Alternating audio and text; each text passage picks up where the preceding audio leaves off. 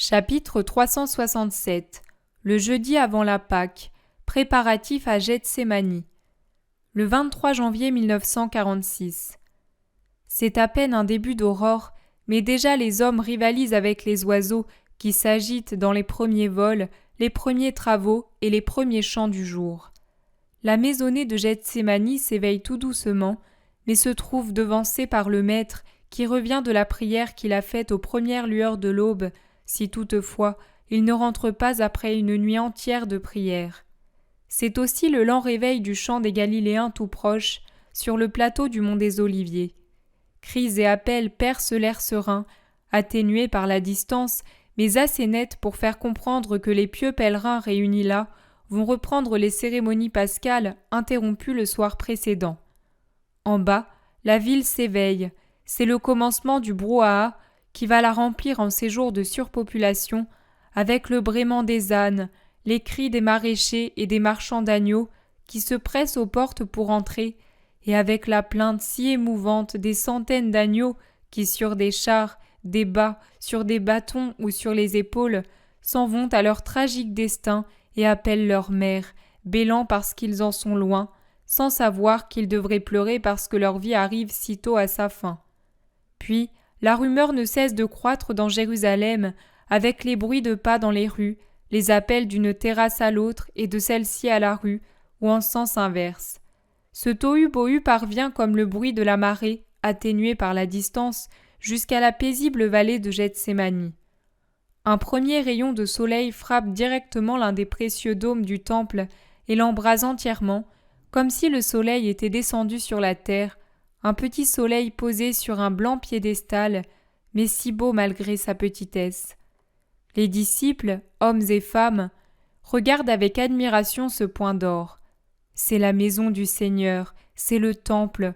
Pour comprendre l'importance de cet endroit pour les Juifs, il suffit d'observer leur regard qui le fixe. On dirait qu'ils voient, à travers l'éclat de l'or incendié par le soleil, s'illuminer la sainte face de Dieu. Adoration et amour de la patrie, sainte fierté d'être juif, se manifestent dans ces regards, plus que si les lèvres parlaient. Porphyrée, qui n'est pas venu à Jérusalem depuis bien des années, en a les larmes aux yeux d'émotion, tout en serrant inconsciemment le bras de Pierre, qui lui indique je ne sais quoi de la main. Elle s'abandonne un peu à lui, ressemblant à une jeune épouse amoureuse, pleine d'admiration pour son mari, heureuse d'être instruite par ses soins. Pendant ce temps, les autres femmes parlent doucement, par monosyllabes, pour s'informer de l'emploi du temps de la journée. Anastasica, pas encore au courant et un peu dépaysée, se tient légèrement de côté, absorbée dans ses pensées. Marie, qui discutait avec Marziam, la voit et va lui passer un bras autour de la taille. « Tu te sens un peu seule, ma fille ? Mais aujourd'hui, cela ira mieux. Tu vois, mon fils est en train d'ordonner aux apôtres d'aller chez des femmes disciples pour les avertir de se rassembler et de l'attendre dans l'après-midi chez Jeanne.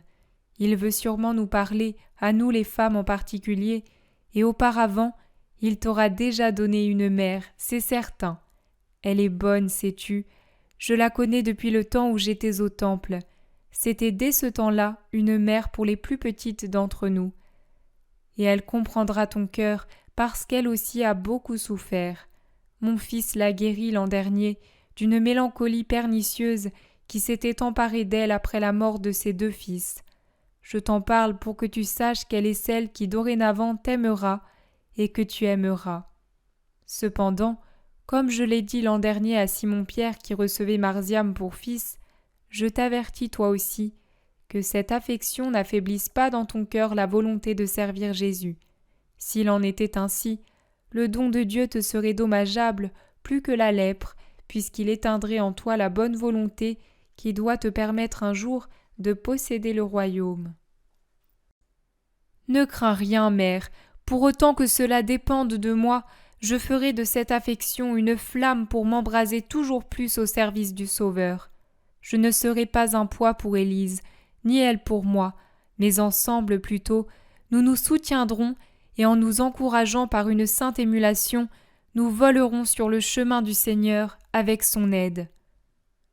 Pendant qu'elle parle, des disciples anciens et nouveaux arrivent du champ des Galiléens, de la ville, des maisons éparses sur les pentes ou du faubourg attenant à la ville, sur l'une des deux routes qui mènent de Jérusalem à Béthanie, et précisément sur la plus longue, que Jésus prend rarement. Les derniers sont Philippe avec sa famille, Thomas seul, Barthélemy et sa femme. Où sont les fils d'Alphée, ainsi que Simon et Matthieu ? Demande Thomas qui ne les voit pas. Jésus lui répond. Ils sont partis en avant, les deux derniers à Béthanie pour demander aux sœurs de Lazare de se trouver dans l'après-midi chez Jeanne, les deux premiers chez celle-ci et Analia pour leur dire que je serai alors chez Jeanne. Nous nous trouverons à l'heure de tierce à la porte dorée. Allons en attendant, donner l'obole aux mendiants et aux lépreux. Que Barthélemy parte en avant avec André leur acheter des vivres. Nous les suivrons lentement, en nous arrêtant au faubourg d'Ophel, près de la porte, pour nous diriger ensuite vers les pauvres lépreux. Tous ? Demandent certains peu enthousiastes. Tous et toutes. La Pâque, cette année, nous réunit comme cela n'a jamais été possible. Faisons ensemble ce qui sera le futur devoir des hommes et des femmes qui agiront en mon nom. Voici Judas, fils de Simon, qui arrive en hâte. Je m'en réjouis, car je veux que lui aussi soit avec nous. En effet, Judas survient tout essoufflé. « En retard, maître ? C'est la faute de ma mère. Elle est venue contrairement à son habitude et à ce que je lui avais dit. Je l'ai trouvée hier soir auprès d'un ami de notre maison. Ce matin, elle m'a retenu pour me parler. Elle voulait m'accompagner, mais j'ai refusé. » Pourquoi ? Est-ce que par hasard Marie, femme de Simon, ne mérite pas d'être là où tu es ? Au contraire, elle le mérite bien plus que toi. Dépêche-toi donc d'aller la chercher et rejoins-nous au temple à la porte dorée. Judas s'éloigne sans répliquer. Jésus se met en route en avant avec les apôtres et les disciples. Les femmes avec Marie au milieu suivent les hommes.